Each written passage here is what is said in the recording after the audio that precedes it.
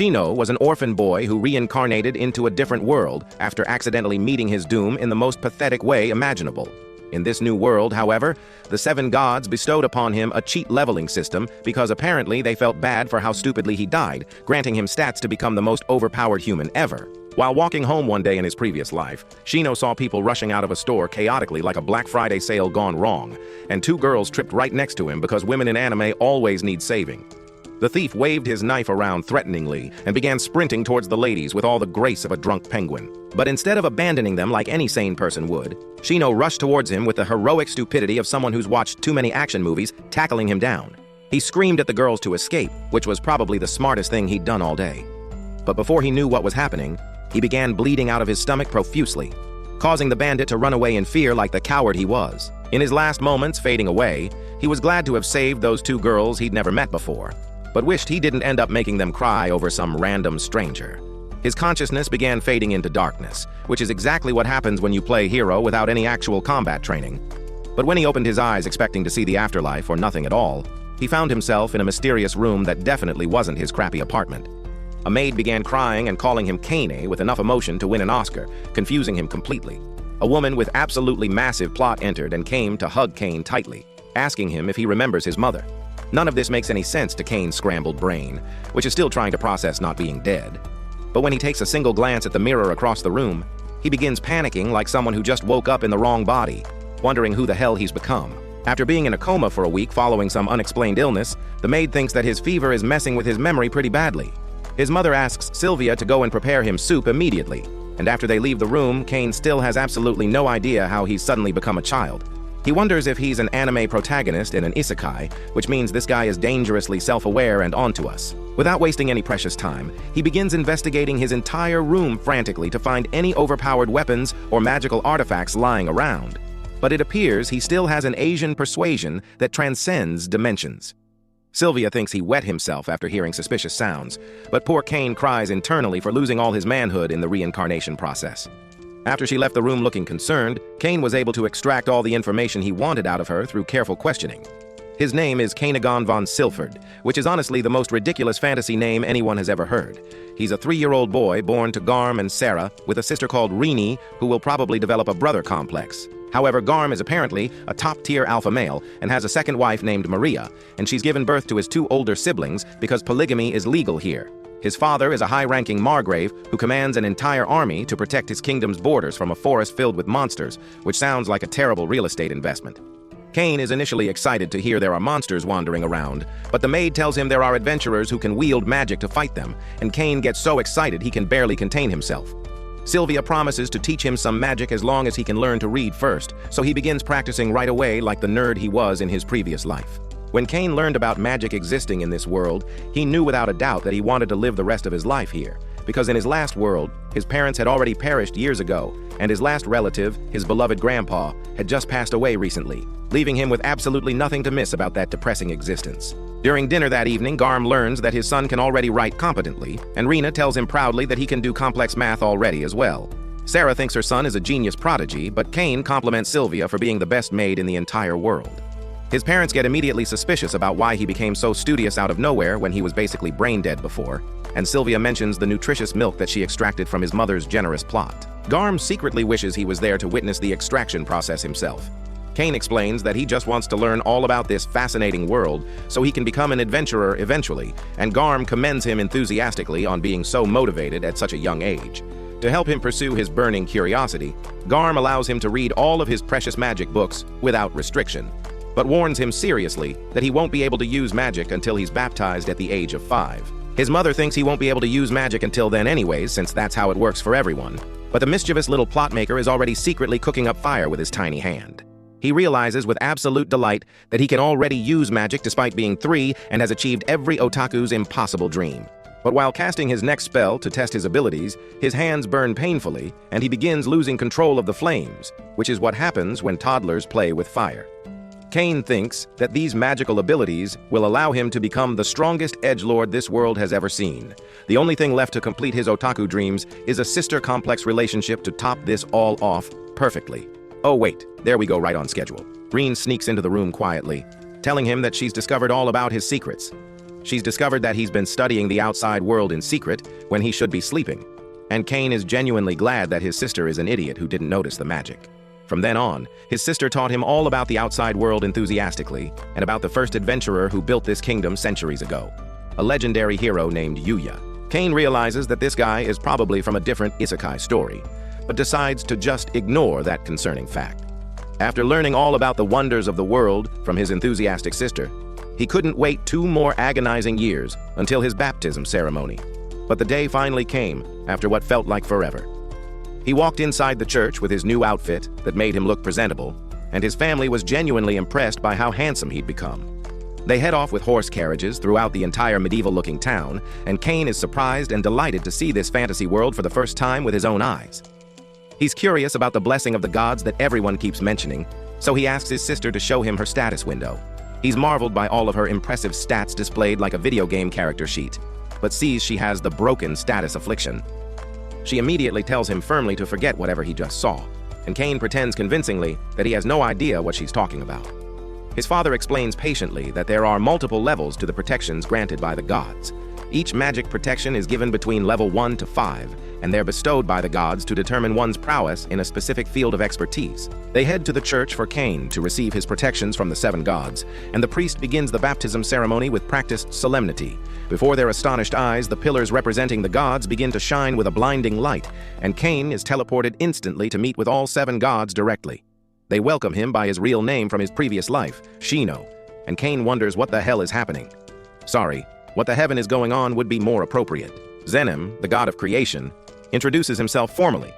But Cain thinks that Christmas came early this year because this nutcase looks exactly like Santa Claus with a beard. Zenem tells him casually that he can hear everything he's thinking, which is absolutely terrifying, and moves on to talk about his reincarnation. Cain's death was completely unexpected, because in reality, even if he didn't heroically stop the criminal, the thief would have fallen anyway, and everyone around would have restrained him easily. He's basically just a useless dweeb who accidentally unalived himself because he wanted to desperately simp over 2 girls he'd never met. The goddess apologizes for being so brutally harsh, but since he met his doom while attempting a good deed, they reincarnated him to keep his life going in a new world. Even though he looks stupid standing there, Cain isn't upset one bit about this revelation. After all, he's been reincarnated into a loving family and can now use actual magic, which is one of his impossible dreams come true. Reno, the god of magic, bestows upon him the protection of magic since he's been working so incredibly hard. Zenem grants him his protection as well for good measure, along with the god of war's blessing, making him the strongest fighter there is. The god of technology grants him a bigger brain so he can hopefully stop simping over women, and the god of commerce grants him the judgment ability and item box so he can become the richest person alive. The god of earth comes forward and gives him the greatest protection of all, the power to develop massive plot armor. Zenem tells him that his status window will show him the effect of all of his protections and starts laughing ominously before sending him back. The priest has never seen the statues shining so intensely before, so Garm asks to see his status window right away. However, Cain has a terrible feeling about this situation, so he runs away to the bathroom to check his status privately. It's significantly worse than he ever expected, because every single one of his protections is level 10, which is double the highest level ever recorded in this world. Cain knows immediately that he needs to hide all of this information, and sees a secret ability granted to him called Status Conceal, which he uses gratefully to hide his ridiculous strength. That night at lunch, Cain sat with his family, who wished him a happy birthday. Garm asks him politely if they could finally see his status window, so he goes on to show it in front of everyone after concealing it. All of his family is left in complete disbelief, as he's received the protection from all 7 gods simultaneously and has magic power over 340,000. He's only 5 years old and is already stronger than most mages in this entire nation, so his father panics and makes him promise to keep his stats a secret from everyone. Cain reluctantly agrees to this arrangement and goes to bed, seeing the notebook about summoning magic sitting in front of him. Knowing that Sylvia won't be around to supervise, he tries to do his first summon to get a cute animal companion. In his mansion's backyard under the moonlight, he activates the summoning circle, but a giant, terrifying monster appears from the inside instead. His sister and Parma scream in absolute fear, and it's just like the last time he remembered dying. But this time, he promises it will be different, so he rushes to tackle the monster bravely, but it punches him away easily and crushes his stomach. Even with all the excruciating pain, Cain promises that he will no longer allow the people he cares about to cry over him. He wants to protect others no matter the cost, so he uses all of the energy in his body to cast a spell that makes the monster disappear completely. As he lies on the floor bleeding, he sees the fluffy cat ears and wishes he could have touched them just one last time. He wishes he didn't have to make people cry again and worries that he's going to die for the second time. After a few minutes, however, Kane wakes up and realizes with relief that he's still alive. This time, the people he tried to protect aren't crying over his corpse. In this world, he realizes that his powers can actually help save people. On the day of his birthday ceremony, his father asks him what he aspires to become in his future. Kane reveals to everyone that he wants to travel across the lands and help all sorts of people, so in order to protect everyone's smiles, he will become an adventurer. After hearing the determination in his voice, Garm promised to hire a tutor for him. Inside his bedroom, he wondered what his tutor would be like, but she had finally arrived. Kane was so excited that he ran to the window and accidentally teleported outside, falling in the most convenient position possible. He apologized to the girl, and the butler introduced Kane's two tutors, Millie and Nina. Inside the mansion, Millie struggles while she fantasizes about why Garm has been given the title Biggest Wood in the country, but Kane is too busy noticing that Nina is an elf. Garm says they don't need to be so formal, and Kane asks them to talk with him as if he was their friend. Millie is excited to finally teach him, and they begin lessons right away. Inside the mansion's training area, Kane demonstrates his swordsmanship prowess, which shocks Millie. To evaluate Kane's abilities, she asks him for a mock duel. Immediately, Kane rushes forward to strike towards her, and she barely manages to hold him back. Nina wonders if he's received the war god's blessing, and Kane says he was supposed to keep that a secret. Millie gasses out and begs Nina to teach him some magic before his sword penetrates her insides. Nina reveals that she has a level 3 magic protection, but Kane has already learned all the basics. He demonstrates his ability to summon magic from all the elements, and his spells are so powerful that they pierce through stone targets. Kane reveals that he's received the protection from the magic god as well, and Millie worries that they can't teach him anything after all. He pulls out a towel from his item box, and the girls realize that they're basically useless. If they were to try to teach him anything over here, he would end up destroying the entire manor, so Kane suggests they go outside the mansion to study. He's never left the premises, so Millie and Nina think it would be better for him to go outside anyway. They explain to Garm that Kane's abilities will destroy the mansion, and Garm panics when he finds out his son is this strong on the first day. He knew this day would come eventually, but hoped Kane would mature more first. Reluctantly, Garm agrees to let him go outside on the condition that he never enters the forest. Kane promises that he will, and he leaves the mansion for the first time with his tutors. Nina begins with his magic training and asks him to demonstrate his intermediate level magic. Immediately, Kane recites a fire spell and casts it towards the stone, knocking both of the girls back and leaving a giant crater where the stone once was. They wonder if consuming all that mana has tired him out, but Kane hasn't broken a single sweat. As he laughed off his accomplishment, Millie realized there were enemies nearby, and a rabbit jumped out from the bushes to attack Millie. But her attack missed.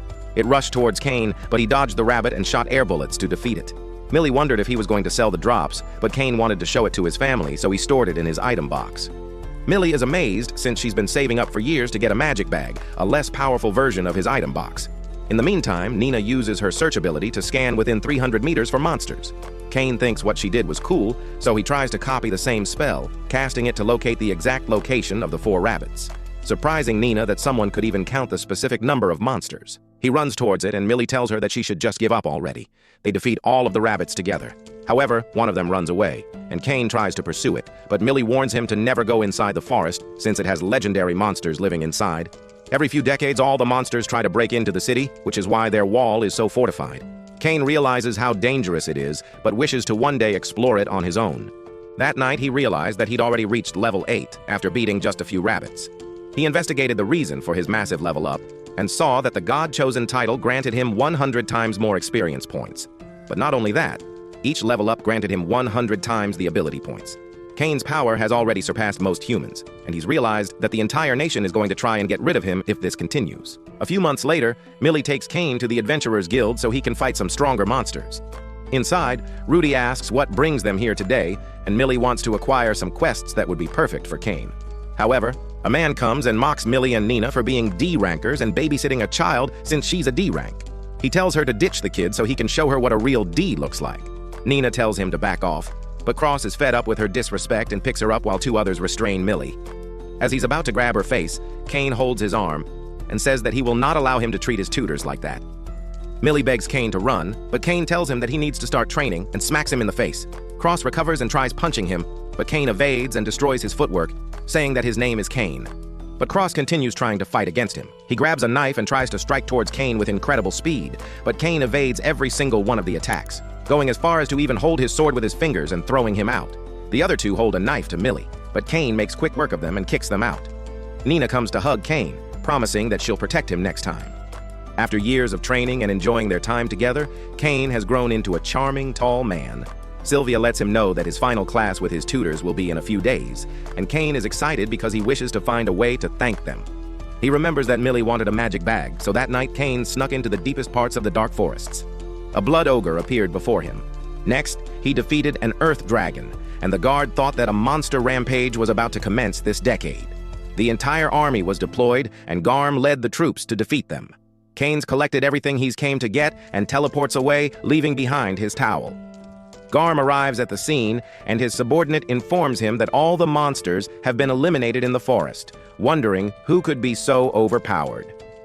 Garm looks at the ground to find his towel, shocking every bone in his body. The final day of Kane's tutoring arrives, leaving Millie and Nina with a bittersweet feeling for having been with him all this time. They come and let him know that today will be his graduation and congratulate him on working hard for the last 3 years. Kane thanks them for all the time they've been with him, so he hopes that the magical bags he's created for them will show them how grateful he is. He's collected the materials from the blood ogre and earth dragon inside the forest, but he tells them not to worry because they're just regular bags that won't hold too much. Just an entire mansion. Millie tells him that the most expensive magic bag can only carry 2 carriages worth of items, so this magic bag would be national treasure class. Millie's worried people would try to rob them of it, but Kane reveals that he's enchanted them so that if anyone else carries these bags, they'll be as heavy as everything held inside of them. Millie and Nina thank him for doing all this, and they both get on their knees for him. They tell him that if he ever needs their help when he grows up, he can always come to them, and they can help him with anything he needs help with. At that moment, their contract was over, and Kane felt like he grew a little more, and so did the audience watching. Months later, inside a deep cave, Kane battled against a red dragon and struck it once, defeating it instantly. He's defeated one of the strongest mobs in existence, so when he examined his level, he realized his magic was over 80 million, and he's earned the title Dragon Slayer. 2 years have passed since that day, and Kane is finally 10 years old and will be attending a noble event to commemorate his birthday. It will take a week to reach their destination as long as monsters don't interrupt their travels, so Kane casts his search ability to scan a 3-kilometer radius. He discovers monsters have ambushed soldiers ahead and tells his dad to hurry so they can try to save the people. However, the horses are too slow, so Kane jumps out of the carriage like Spider-Man and activates his wind magic. Dashing towards the source of the monsters, the soldiers are cornered and are about to all be defeated, but Kane jumps in and saves one of the soldiers. He continues flying around, using his air cutter ability to decimate every single one of the monsters in his way. Still, a few beasts charged towards the carriage, so Kane summons his sword and destroys them with a single swing until he faces the boss. Immediately, he dodges the beast and jumps into the sky, enchanting his sword with fire before ending the monster in his way. The soldier warns him to stay away from the carriage, so Kane tries to introduce himself as the son of Garm. Just then, Garm's soldiers arrive and realize they're completely useless. The soldier collapses from losing all of the blood, so Kane holds him tight and activates his healing ability, helping every single soldier recover instantly. Garm finally arrives and sees the terrible scene that unfolded before him, but instantly recognizes the crest on the carriage as the royal family's. From inside, 2 girls appear, Celestia, the princess, and Silk, the duke's daughter. They thank Garm for saving both of them, but Garm lets them know that it was his son Kane who saved them. Celestia nearly faints, so Kane goes on to use a relaxing spell to make her feel better. The light soothes all of their pain and anxiety away, but the little sucker enchanted it with some other type of magic. Immediately, Celestia runs over and thanks him for saving them, while Silk holds his hand and thinks he's the greatest swordsman she's ever seen. But Celestia says that he's going to be hers, and they begin fighting over him. They drag him to their carriage and take him away in front of his father's eyes. Inside their huge carriage, Kane wonders why they're sitting so close to him, but Celestia is too scared for him to leave her. She tells him to call her Tellys, and Silk asks him to call her Silk. His spell was too strong, and they continue trying to charm him until he succumbs. The soldier informs them that they're finally approaching the rest area, and Kane thinks that this is a mess, but the girls want to rest with him after they arrive. At the rest area, Kane tries to escape this situation, but Celestia and Silk tell him that they want to spend the night with him where they'll be scared. Garm tries to say that it's inappropriate, but the girls claim they're too traumatized and are afraid of a dragon coming to attack them. Garm says that he can take care of it, but Silk tells him that he's worthless compared to Kane. They beg Cain to stay the night with them, and he accepts if they would separate the beds as far as possible. Garm says he may have 2 wives, but he should be careful because he has to deal with twice the headaches. Inside the bedroom, the girls beg him to sleep next to them, and they push the beds close to each other. But pushing the beds next to each other wasn't enough, so they decide to use Cain like a body pillow all night. The poor protagonist has created his own harem at the age of 10, but he's already learned that he would rather be single for the rest of his life. He didn't get any sleep that entire night, but after a few more sleepless nights, he finally arrived at the capital.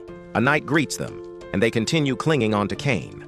The knight boasts to honor Cain's presence, having already heard the news of how Cain heroically saved everyone.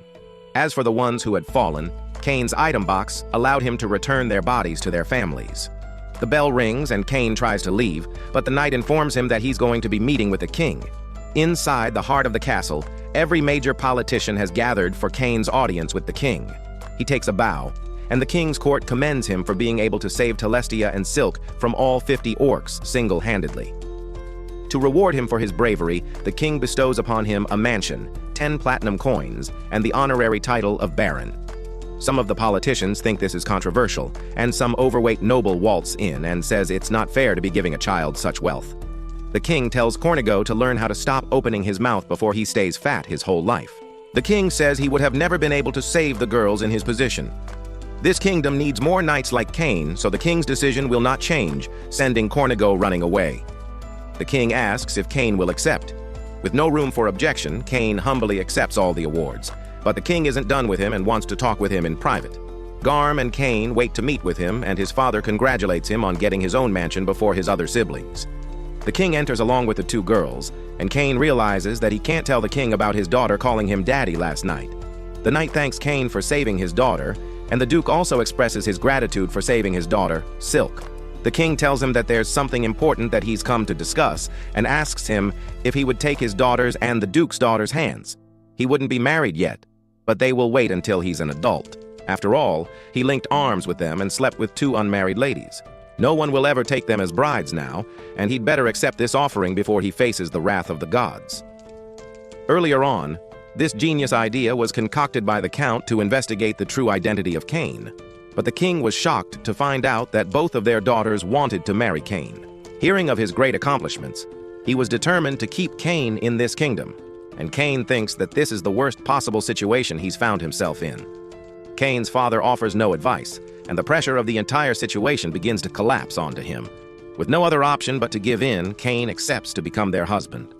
Telestia and Silk think they will never forget the nights they spent together, and Cain explains it was just a misunderstanding because of all the different positions they had to do. They ask him what he's saying, and Cain tries to say that he meant the position of the beds. Poor guy can't get a break. A few days later, Cain visited the royal church to meet with the gods. Zenem wondered what took him so long, but Cain explains that his stats had become too overwhelming. With his current stats, Cain's become the strongest human alive, so Zenem asked him if he would like to become a demigod.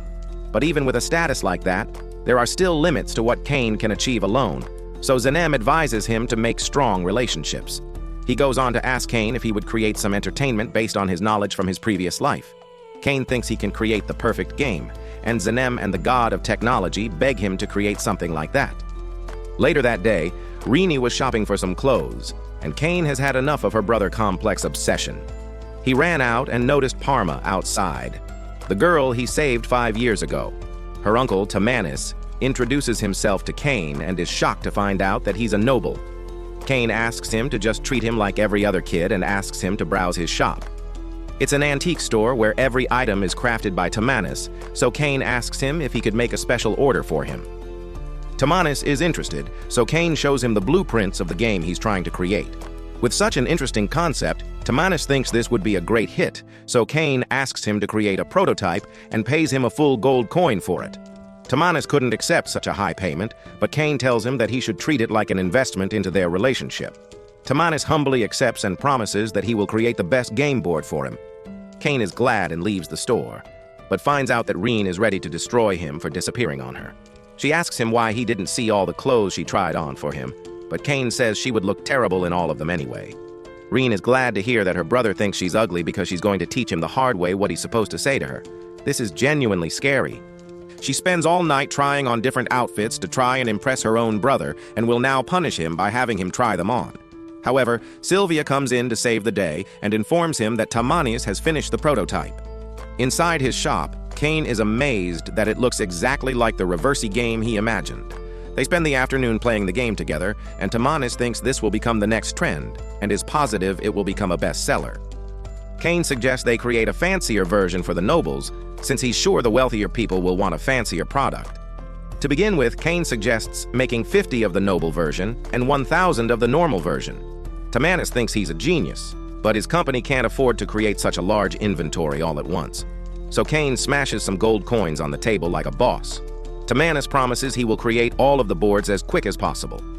To make sure their product isn't stolen, they create an off-brand patent by presenting the board to the commerce god and vow their commitment to the contract. The board begins to glow a golden hue in front of them, fulfilling their contract with the gods. Kane makes one more request and asks him if they could create an extravagant game for the royal family. Tamanis is honored that his company would ever be considered for such a project, and Parma thinks he's amazing for having connections with the king. Kane thinks she doesn't even know half of the story, because the gods are probably enjoying the game he just created for them. The next day is the debut ceremony, so Garm warns Kane to watch out for parents introducing their daughters to him. Kane says he won't because he's going to create the largest harem, and Garm is shocked that his son is so ambitious. Inside the castle, Kane sees Cornigo with his children and thinks he looks nasty. The Duke and Silk meet each other, but his smile scares Kane. The Duke thanks him for saving his daughter and hopes they will have a favorable relationship. And Kane realizes that he's in trouble, but he won't back down. In front of her own father, Kane tells Silk that she's the most beautiful girl in all of the lands and promises that he will never leave her, unlike her father's ex-wife, who cheated on him because he was so useless and ugly. Her father went on to say various things. Garm won't allow someone to insult his own son, so he tells the Duke that he's Silk's real father now. They walk off, and Garm tells Kane that he definitely destroyed every bit of his confidence, and Kane says he's glad he was born to such a man. The royal guards blow the trumpets, and the king makes his entrance. Kane doesn't care about anything he's saying because he's too smitten with the princess's beauty. After his speech, Kane greets the king and says that she's more beautiful than anyone, and her presence has him stunned. He decides to not say the inappropriate part. But then Kane promises Tellys that he will never leave her, unlike the queen, who's constantly doing questionable things. Who hurt this dude? The king tells Garm that he's a worthless dad for raising such a mistake of a child, but Kane goes on to apologize for all his banter and gives the king a gift as an apology. It is the reversey game he's developed with a company, and the king wants to hear all about it after finding out what his daughter's been actually saying. He commands him to come to his room later or he'll be executed, and Kane reluctantly agrees. Garm asks Kane when he became such a business magnate, and Kane says he needed to do this in order to take care of his mansion since he's richer than his own broke dad. Garm accepts the insults since all he's ever desired was for his children to become more successful than him, but warns Kane to make sure he can make friends with children his age. Kane is glad to have such a caring dad who helps him roast everyone. But just then, Silk comes and tries to steal him away. They sit together, and Silk tries to make sure Tellys doesn't have a chance with him, but Cornigo's children come to interrupt their party. The guy says that she's wearing a beautiful dress, but Silk does her best to not say a word to him. One of his lackeys tells Kane that he should get out when Habit is having a private conversation. Kane tries to introduce himself, but Habit tells Kane that he should apologize for bothering Miss Silk and upsetting her. Kane tells her that he'll make Habit apologize first, and he tells her that he's being rude right now. Habit is infuriated and tells Kane to meet him in the parking lot. But they don't have cars in this world, so they meet in the field. Silk is worried that Kane is going to be destroyed, so she does everything she can to hug him. But Habit is tired of not getting any attention, so he tells them to begin the battle already. Silk doesn't care what he's saying and hugs Kane tighter so he can protect her. Cornigo's lackeys get angry and they do some incantation to make the lightning strike towards them. The next lackey thinks he can do the incantation better, so he begins summoning his spell. Silk tells them to stop all this nonsense already because Kane isn't just any ordinary child. He's a baron. Silk says he's the third son of Margrave Garm. Silk says he saved the princess from an army of 30 orcs. She tells them his name is Kane. Cornigo and his lackeys bow to Kane, begging for his forgiveness and run away like cockroaches. After they leave, Silk's realized he could have revealed his status this whole time, but just wanted to make them look dumb so she'll tell the princess about it. Kane begs her not to, but Silk promises that she'll keep it a secret if they go on a date together. Tellys comes in and asks what they're keeping a secret, so Cain immediately stops Silk from speaking. Tellys tells him that she's going to tell on him for being so intimate with Silk, but Silk reveals that they're going on a date together. Tellys is jealous that she's been left out and wants Cain to make it up to her by going on a date with her as well. He thinks she looks cute, so he promises to go on a date with her. The king comes from behind and asks what he just said. Tellys goes on to say inappropriate things.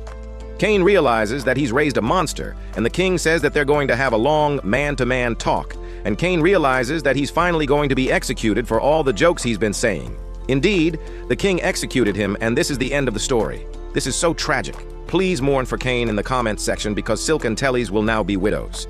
The next day, Cain reincarnates back because he's that overpowered, and when the king found out, he was about to execute him again. But the count did everything in his power to save Cain.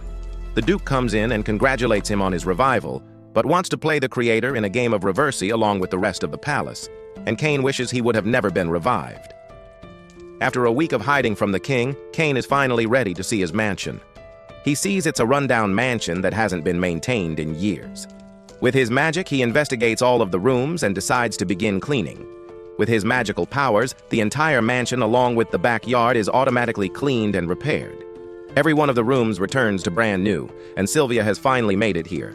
She was extremely happy to hear that she's going to be his personal maid, so she's brought along an entire team of maids and a butler to help him take care of all the nobility matters. Sylvia tries telling the maids to begin cleaning right away, but they tell her that there's not a speck of dust anywhere. Cain reveals that he cleaned everything up with magic, and the staff is surprised how nobody was shocked with his abilities. Sylvia begins preparing to receive all of Cain's items, and Cain tells him to start heading home. Cain has completely forgotten that his older brothers will be coming home today. Back at Garm's mansion, Cain's brothers congratulate him on getting his own mansion before any of them, and they're glad that he's their younger brother. Cain shows his family around his new mansion, but Garm is confused because he remembers it being completely run down and destroyed. Someone asks Cain if he's the one responsible. Cain says he just remodeled it with a little magic, and Sarah is proud that she raised such a strong son unlike Garm's other wife.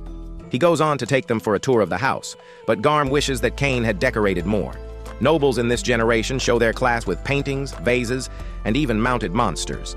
Cain thinks he has the perfect solution, so he disappears for a second to put one up, just as he comes back. Sylvia begins screaming in fear, and all the maids are scared of the red dragon in front of them. Garm asks Cain what the meaning of this is, and Cain tries to say that this is a red dragon. Garm says no kidding, but wants to know why he has such a thing here in the first place, so Cain says that he defeated it alone. It's a calamity-level beast that's never been defeated before, but Garm is glad to have such a strong son.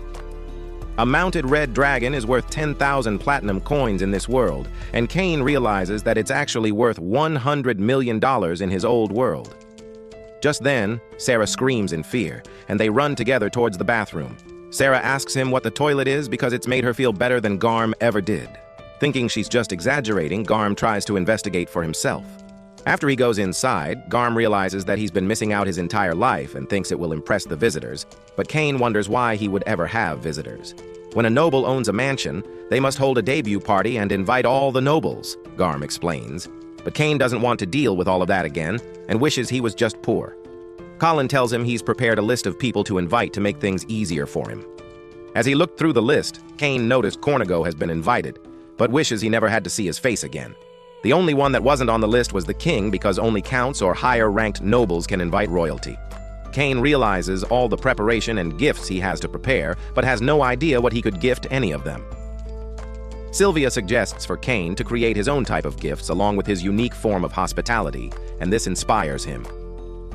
Using his magical abilities, he makes a cup made of glass, since porcelain is the only material used for tableware. As for the food, Cain plans on serving everyone hamburgers, and Sylvia thinks it's the best food she's ever tasted. As for the drink, she takes a sip of carbonated wine and loves every bit of it, but says that she doesn't know how she feels about it. She wants to get another glass. She continues drinking all the bottles, but Colin comes to inform him that the king has requested his audience. He's infuriated with Cain and asks him why he hasn't received an invitation to his debut party yet. He slams the desk and says that he's the one who's given him the mansion, but the Duke waves his invitation in his face and says it's clear that Silk is the better daughter. The king is ready to cry and says that he's disappointed in how he's treating his future father-in-law. Cain tries to tell him the truth, saying that he's never been given the opportunity to hand him an invitation since he's so busy, so he's hand-delivered it for him today. The king takes it and shows off to his friends like a middle school girl who just got a love letter and informs Cain that Tellys will be attending as well. The night of the debut party arrives and Cain invites everyone inside. The Duke arrives along with Silk, and Cain calls her the most beautiful. Oh wait, maybe try again. They see his red dragon statue and Silk can't wait until she lives here with him. Colin informs Cain that it's the time for his address, and Cain thanks everyone for attending and hopes that his meager offering will please all of them. He raises the drink for a toast and his parents try it out, loving the fizzy taste of it. Even the glasses impress them as they look like treasure chests, and Cain lets them know that he personally prepared them as gifts for everyone to take home. The king arrives and sees the beautiful drink waiting for him. After a single sip, he experiences the heavenly feeling of the soda fizzing in his mouth. As for the meal, he takes a bite of the hamburger and eats the meat until it releases the nice creamy white liquid. This is the first time he's experienced such a delicate combination of cheese and meat, and it feels like a harmony in his mouth. Tellys is enjoying Cain's meat. The queen tells the king that she just experienced a different kind of climax and begs Cain to install the same sprayer in the royal bathroom, wondering what she's talking about. The king tries it out and climaxes so loud that everyone hears him. He exits the room like nothing happened and scolds Cain for withholding this sprayer from him because he needs it installed in his bathroom immediately. Cain promises he will, and the king says that his hospitality shows in everything, including the food and his house, chanting that this is the ultimate hospitality. The entire crowd claps to congratulate Cain, filling him with joy for his efforts having been recognized. However, Colin informs him that trouble is on the way.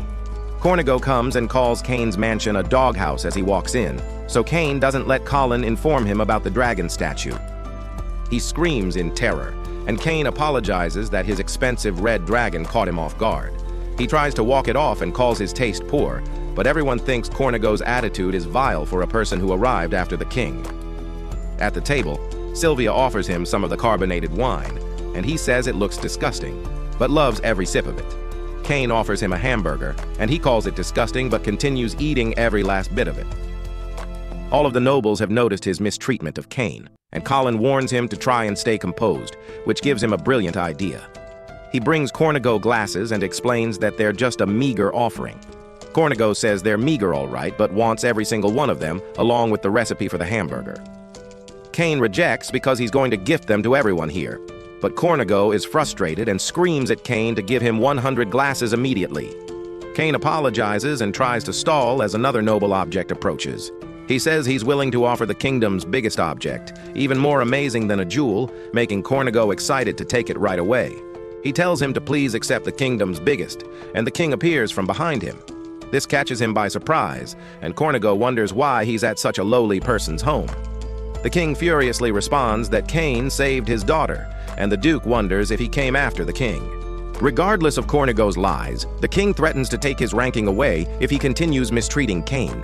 Trying to weasel his way out of this, Cornigo claims he was just impressed by the meal and the hospitality, but the king tells him to start behaving like an actual noble and commands him to flee. Silk comes up to Cain and knows that he set all of this up, and the Duke asks if he used them. A week later, Cain was walking when he was approached by Captain Dime. He was sent by the Prime Minister to retrieve some monster materials, so Dime leads him to the storage room. However, Cain thinks that this room is way too small. Dime is caught off guard and wonders if they're all the size of the red dragon in his mansion. But Cain says it's nothing like that, just a legendary earth dragon that a whole party of the strongest adventurers couldn't take down. Dime is shocked, but tells Cain to leave the monsters in the middle of the field, so Cain releases all of them from his item box. Seeing the sheer number of rare monsters, Dime asks Cain if he's a hero or a disciple of the gods, causing Cain to panic for a second. He says goodbye and tries to leave, but Dime asks him if he would like to train with the other knights and meet their leader. Cain realizes he's in deep once more. This was how the entire army ended up facing off against him. But let's see how this started. Dime had introduced Cain to the rest of the soldiers and informed them that they will be dueling him. But one of the soldiers wonders if they should really be battling against a 10-year-old. Since he was so worried, Dime suggested for him to fight Cain first. The soldier allows Cain to have the first move, and Cain happily agrees. In an instant, he activates his boost ability and vanishes before the man's eyes, defeating him with a single slash. Cain thanks him and begins trying to leave. But Dime says that he should try fighting all of them at once. That was how we ended up in this situation. But just as Cain was about to be destroyed, the leader screamed at all of them to hold their position. She asked them why the entire army is about to fight a little child and hugged him to try and comfort him. Cain is too bewildered by her being an elf, and she asks Dime why he's put the child in this situation. Dime tries to explain that Cain was actually the one who saved the princess from 30 orcs alone. She finally understands, and she begs Cain to duel against her with a menacing aura. All the soldiers think that Cain lived a nice 10 years and wish him a happy afterlife. Cain asks her why she's holding an actual sword, but she tells him it makes things more interesting and begins rushing towards him. Cain attempts to fight her off, but her agility allows her to evade beautifully. She boosts her physical abilities and they rush towards each other and clash their swords. The soldiers are impressed that there's someone who can match her speed. Cain continues trying to parry her blows and create opportunities, but her defense is too strong. He resorts to using Clock Up and sprints towards her. But just then, he vanishes before her eyes and teleports to her, pointing his sword at her throat. Cain says the duel is over, but she's just experienced the greatest climax in all of her life. She hugs Cain and tells him that she's going to be marrying him. Cain tells her that he hasn't even known her for 10 minutes, and she thinks he has a good point. She introduces herself as Tijuana, the daughter of a duke. And even though she may be older, she reassures him that elves can reach 300 years of age, so she will remain young for a long time. Cain runs away from this creep and says that she needs her father's approval first, but she tells him it's not a problem. Her family knew she would be lonely forever, so they won't allow her to return home until she's found a spouse. Still, Cain isn't okay with it because he needs to ask an entire army of people for permission first, and asks Dime to back him up, but he's already fell asleep. The leader comes to her senses and tells Dime that she's going to meet with the king to make things better. Cain thinks this is the worst possible outcome, and Dime drags Cain to the king. Inside the king's castle, the king wonders why Cain has come back already. Tijuana gets up, and even her voice changes as she tells him that they're going to get married. The king asks, what's the meaning of this? And Cain explains that he beat her with his wooden stick so hard and penetrated deep into her defenses, so that's where they're at now. The other girls haven't heard of this, but that isn't the main issue. Garm explains that Tijuana isn't just the leader of the army, she comes from a kingdom filled with elves, and she's basically their princess. The king breaks the sad news to her, saying that Cain is already engaged to his daughter along with the dukes, shocked by what she just learned. She thinks that Cain must be so incredibly amazing to have smitten both his daughter and the dukes. The king knows how hard it must be, but Tijuana thinks that she wants to marry him even more now. All of them wonder what type of substance she's taking, because it must be strong. But the king says he will only discuss this after she's gained her father's permission. Tijuana gladly accepts and tells Cain to come along. He wonders where, and she tells him that they're going to be battling with their sticks to deepen their love. The king wonders how the strongest knight in the entire kingdom was defeated, and he asks Garm if he knows the story behind Cain. However, Garm himself doesn't know anything about him at all, but Dime remembers him panicking when he brought up the gods, so the king became suspicious. The count thinks they can test him by showing him that mythical book. Cain walks around, about to pass out from all the training for the last week. Just then, he hears her voice calling out for him, and he tries to run away, but Dime grabs him and drags him to the king's room. Here we go again. The king asks Cain why he's appearing to be so sad, and Cain says he's tired of seeing his face. The king tells him that he's brought him here to show him something. The count shows the book, an emperor-level magic text that's been passed down from the first king, Yuya. Cain asks if he can read this book, and the king gives him permission. He opens the book and realizes that he's seen all these spells and is glad to have learned now how to cast them. The king has finally realized it. He explains that the text in the book is one that none of them can read. Cain inspects it once more and realizes what he just read. The king explains that this text was written by the first king in a language called Japanese. Cain thinks it all makes sense since he definitely also reincarnated, and the king explains that no one's ever been able to read it. He asks Cain once more to explain who he truly is, and Cain realizes that he can no longer hide his true identity, but thinks he can trust these people. He asks them if they could keep everything they've heard a secret. Otherwise, he will have to leave this kingdom. After the king agrees, Cain goes on to reveal that he has memories from his previous life. He used to live in the same land where the first king came from, a land called Japan. He apologizes for never telling them, and Garm asks if he's truly his child. Even if he didn't want to be born to such a father, the gods confirmed that Garm was his father when he turned 5. The entire room is surprised that he met with the gods, and he goes on to tell them of how they were all crazy, but he meets them all the time. Garm asks him to show him his real status, and the entire room panics when they finally see all of his levels being beyond human. The king has no idea what they're going to do. After all, the god's chosen title is the epitome of the human race, and even kings should bow to him. Cain begs him to wait because that's not what he wants. Even though he has memories of his previous life, this is the life he's always wanted to live and has everything he's ever wanted: a loving family, overpowered abilities, and people who care about him. There's nothing more honorable than living a life like this, because in his previous life, none of his family was still alive with him. But now, he's blessed with everything he could have ever dreamed for, and thanks his father for raising him all this time. He apologizes to the king for hiding the truth, but wishes for them to continue treating him the same way they always have. The king humbly accepts and promises that he will be treated the same way as everyone else. However, he wonders if Cain should just be the king instead. Just then, Tijuana enters the room and shows him her father's consent to marry Cain. Here we go, another girl added to the harem, and she takes him away with her. The Duke tells the king not to worry because Cain will always be the same way he always has, and the king thinks they can truly trust him.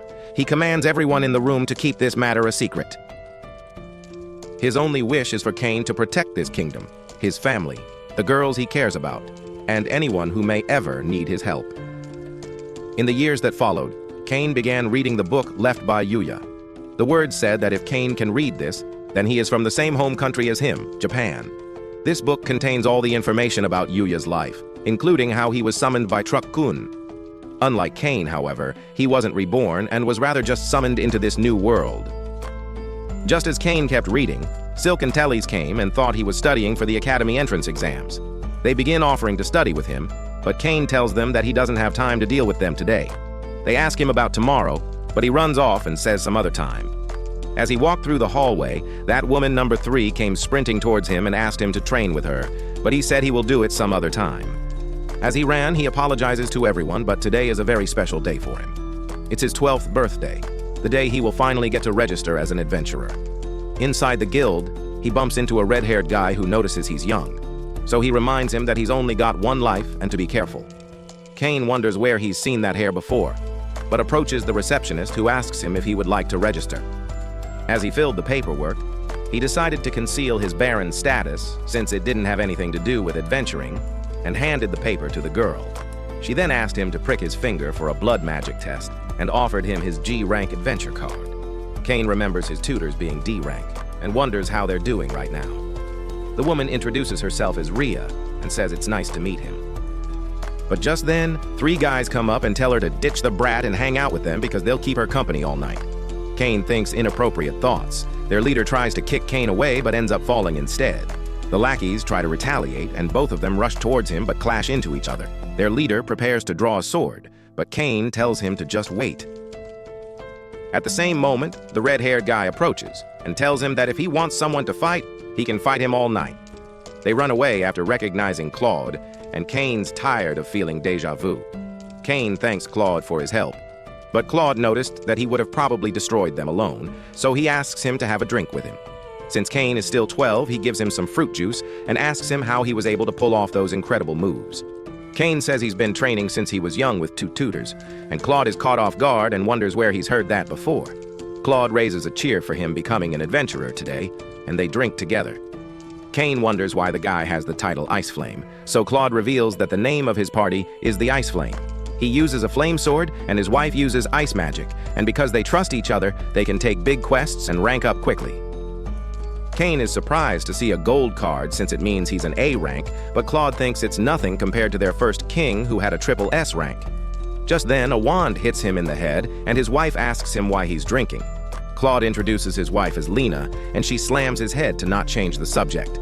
Cain tries to introduce himself and tells her that Claude saved him, and she thinks he's a cutie. If there's any guys who bother him, Lena says she will take care of them. But Claude reveals that Cain would have covered the floor with blood if he hadn't stopped him.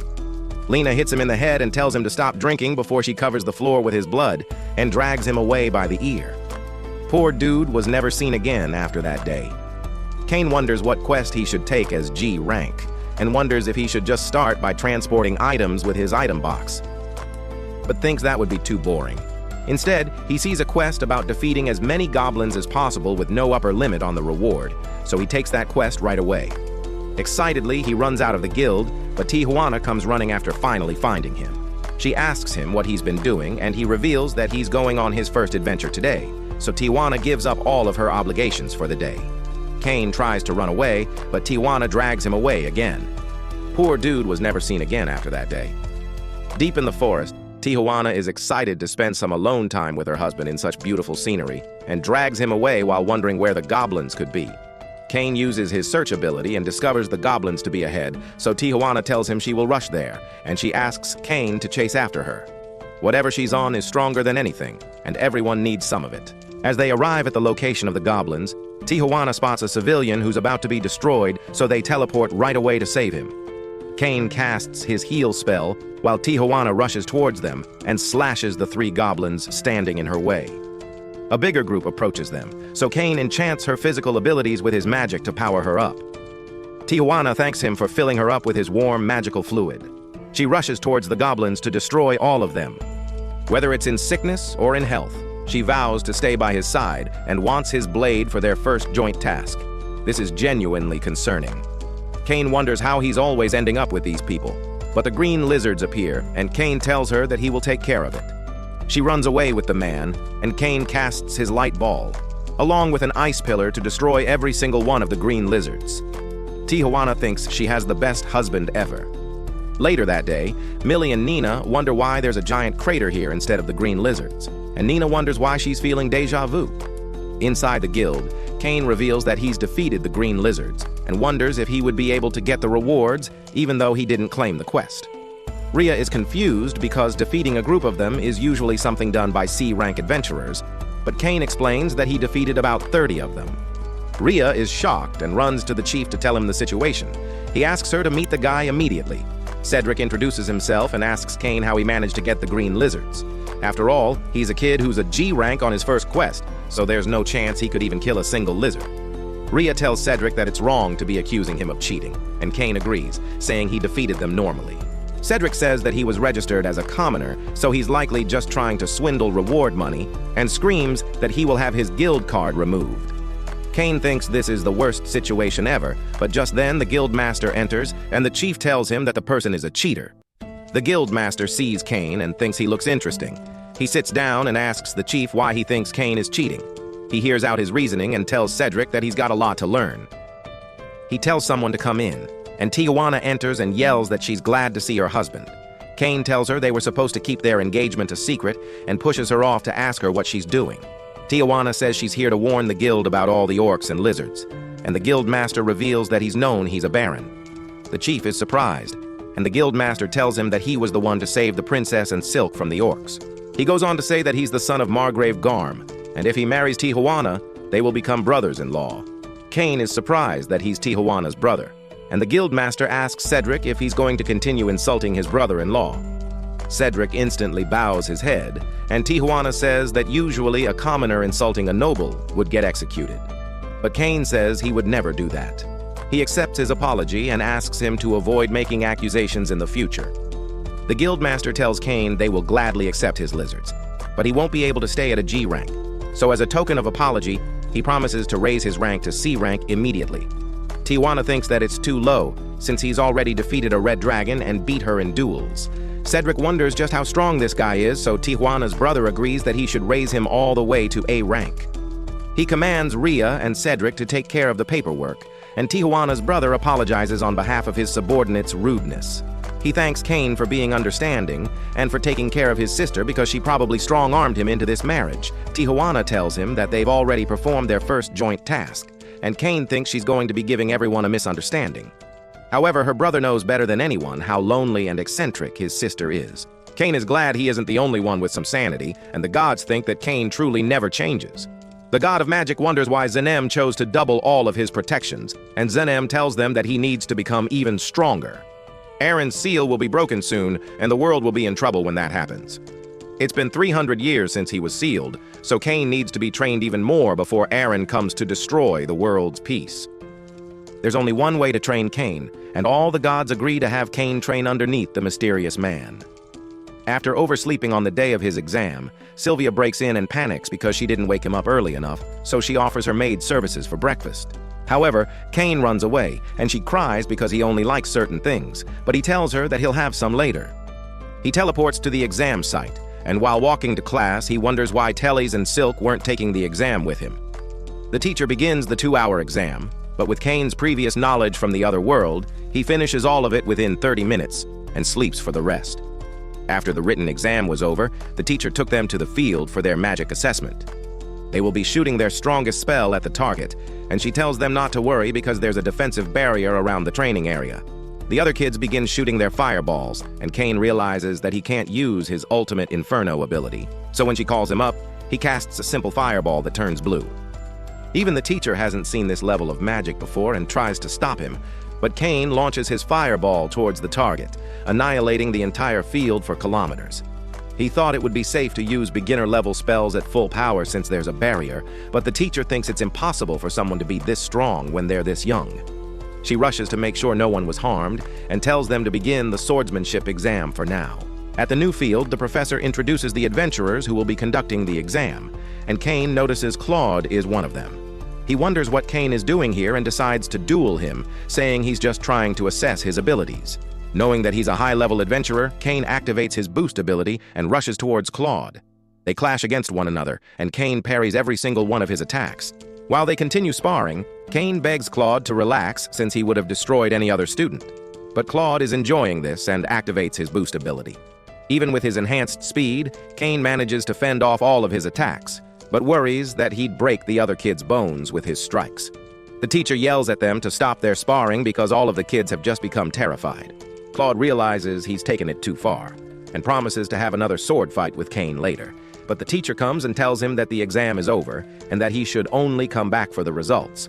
Cain realizes how bad this is, but Claude pretends like he didn't cause a problem. At home, Sylvia asks him if he's ready for some food, but Cain tries to ignore her and says he finished the exam and that everything went just right. She's happy to hear this and wants to give him something to celebrate this success, but Cain thinks he's not hungry. She gets angry because he's clearly lying and runs away crying to never be seen again. Inside the castle, the king asks Cain what he's done this time, and Cain says he's tired of always having to see his face in this room. He's so angry for constantly dealing with all this nonsense that he wanted to destroy the entire school and make the king pay for all of it. And if the king won't stop having these visits, then Cain will use his emperor-level magic to destroy his entire castle. The king tells him to be quiet already and asks where he took the exam. Tellys and Silk didn't see him, and Cain remembers not seeing them either, saying he entered through the south gate and never saw any of them. The king asks Cain if he knew that the academy has 2 entrances, and Cain reveals that he knew the north one was for the nobles while the south one was for commoners. The king asks which one he took, and Cain realizes he's made a mistake. He tells Cain to stop talking nonsense and says that his father should have raised him better. He's caused so many problems that when the teacher approached the Duke to tell him about the incident, he knew it was Cain being the usual problem and started laughing because he was going to confront him with this information. After the Count revealed the repair bill, Cain wished he was nicer to them now, so the king asks him who the problematic one is again. The king has had enough of this little interaction and tells Cain to leave already. The day of the results arrives and Cain looks to see his ranking, but can't find it anywhere. Silk runs in and congratulates him on being the top of their class. Her father had tried making fun of him for entering the wrong gate, but hearing how he destroyed the entire area made her impressed. And since Tellys isn't here, they don't need to worry about her finding out, but Cain knows this will end poorly. At the entrance gate, Cain sees his sister, and she runs because she hasn't had any developments in half a season, congratulating him on being the one to give the speech since he's the top of the class. He's never heard about this, but she just hugs him harder. Meanwhile, Sylvia is wondering if anyone's ever going to appreciate her efforts, and Cain finally arrives. She asks him if he wants some food, but Cain wishes he didn't see her again. His words crush her, but she hugs and congratulates him on passing to mask her feelings. She knew he would pass all along, so to celebrate, she's going to make the best meal for him tonight. Cain wonders what's wrong with this person, The butler tries saying she's just happy, but Cain thinks that she'll never get a partner like this. During the ceremony, Cain finally waves to the best people in the entire kingdom, feeling better.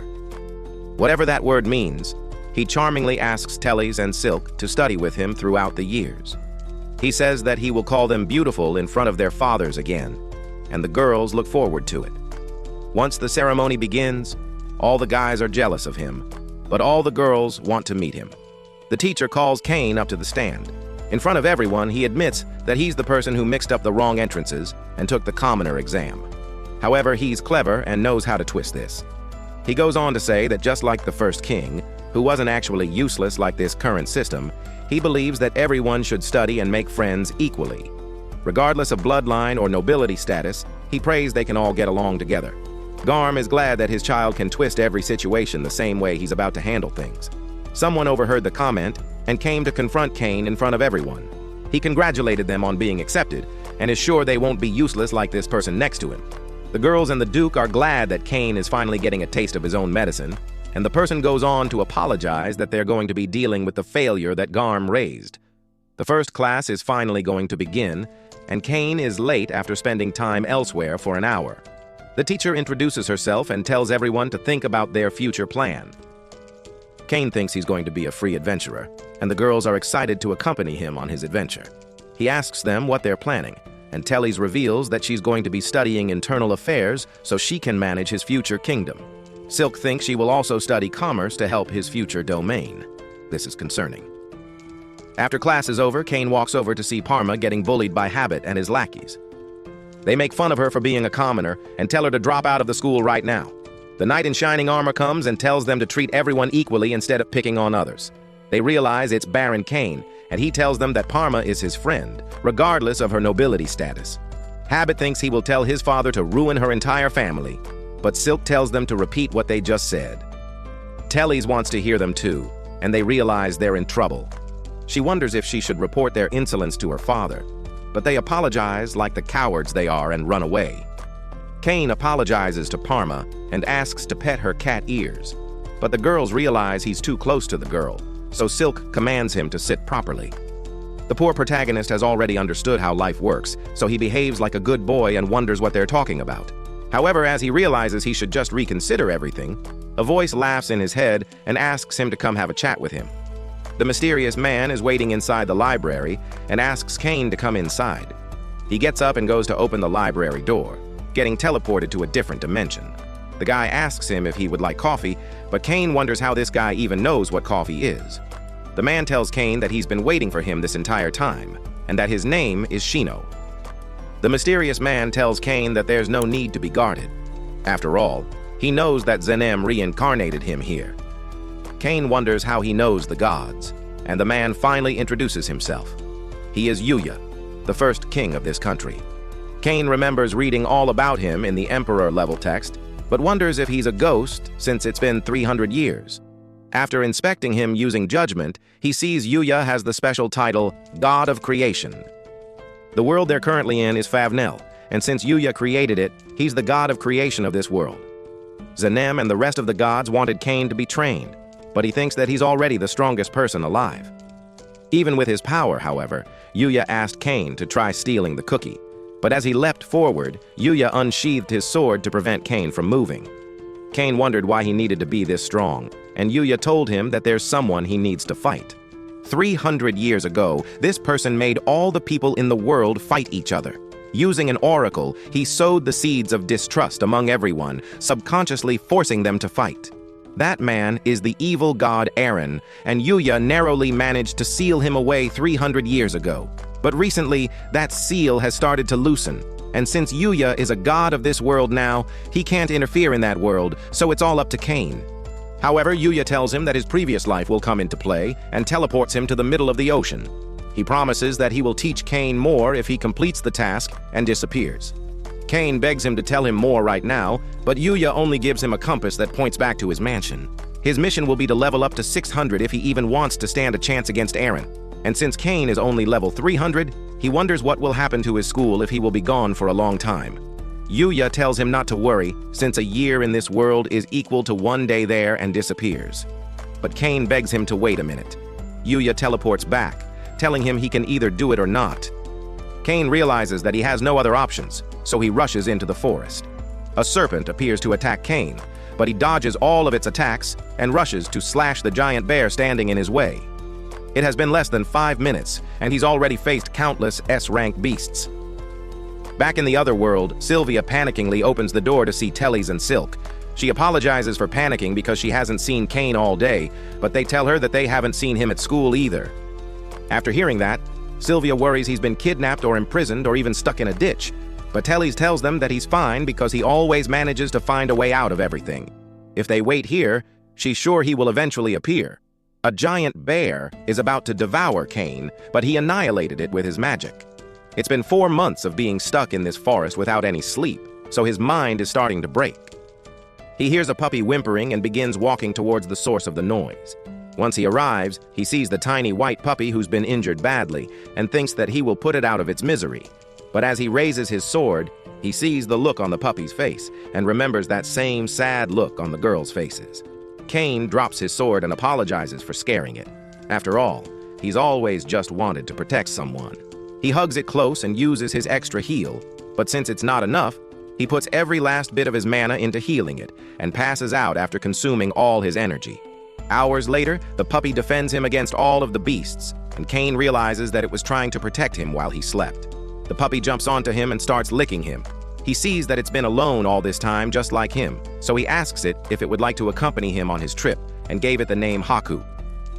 It was the only sort of companionship that allowed him to continue moving forward, because no matter how bad things got, there was now someone he needed to protect.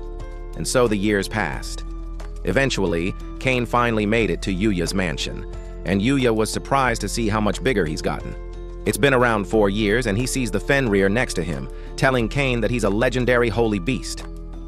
If he's managed to gain his trust, Cain might be able to summon him at any time using a contract summon, so Cain gives it a try, and Haku disappears. Yuya tells him he can summon him back at any time, but his training isn't over, and he will be practicing under his teacher, Doreen. Cain is excited to have a new master, but he first wants to learn about Eren in his previous life. Yuya remembers his promise, and tells him that they will begin talking before he leaves. At the training site, Doreen says that Cain isn't strong enough. Yuya is stronger than Doreen, and since Eren is stronger than Yuya, Cain stands no chance. Cain tries boosting to hit Doreen, but he instantly evades and delivers a devastating blow to Cain's stomach, knocking him unconscious. He wakes up to a ceiling he's never seen before, and Haku comes to lick him. While going downstairs, Cain sees an elf girl, and she introduces herself as Ruri and promises to make him some food. The baby dragon sneezes, and Cain rushes down to meet him, but Haku jumps on top of him out of jealousy. Why is this always happening? Ruri's finished preparing the meal, and Cain takes a bite, realizing he hasn't eaten something this good in years. Doreen tells him to eat up as much as he wants, and Ruri tells him she can give him some food if he wants some too. While preparing, though, Silk waits in sadness. But Tellys tells her that she's sure Cain will be fine, so they should do their best to create something good for him. Sylvia tells them to hurry up and move their hands, or her cooking will be the only thing that Cain gets to experience. The girls realize why this person's never dated anyone. Doreen continues beating Cain down, and he's glad that Cain's finally withstanding some hits. After months of this training, he's finally managing to get home on his own feet, and the baby dragon is still being difficult. After a year of training, Cain was still being beaten down, but the anger of having to stop Eren kept him moving forward. He remembered the day when Yuya revealed everything about his past life. Eren used to be the god of amusement, the 8th god of Zenem's world. The gods had asked Cain to make them a game because there's no more entertainment in this world. When Eren used the oracle, he was forcing every person to participate in a death game, and if he ever breaks the seal, he will end up forcing everyone to participate in this game once more. The only way Cain can prevent this is if he gets stronger, so Cain continued fighting to protect those who were important to him. But after all this time, Yuya still had one thing left to tell him.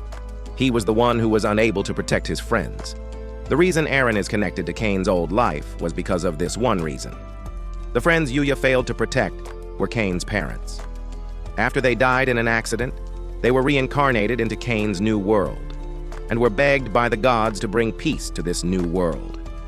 But even as Cain's mother casted Inferno, she realized how ineffective her attacks were. Cain's father and Yuya tried slashing against him and landed a scratch, but with a single magical blow, he annihilated their entire troop forces. Cain's mother tried protecting the priestess, but the injuries she sustained couldn't be healed. Cain's father used overload to rush forward with all of his power and sacrificed himself to restrain Aaron from moving. In that instant, Yuya used the stone to seal away Aaron. His parents' last words were apologizing to their son. After hearing their words, Cain knew that he wanted one thing. He wanted to protect the people he cared about and make this a peaceful world. So he used his overload and defeated Doreen once and for all. Doreen congratulated him on finally finishing his training, and Cain ran towards his parents' graves. Yuya reveals that even as they prepared for their final battle against Aaron, they were always looking for a way to get back to him. Cain's glad he finally found out the truth, thanking them for always thinking of him, and thanks Yuya for looking after his parents.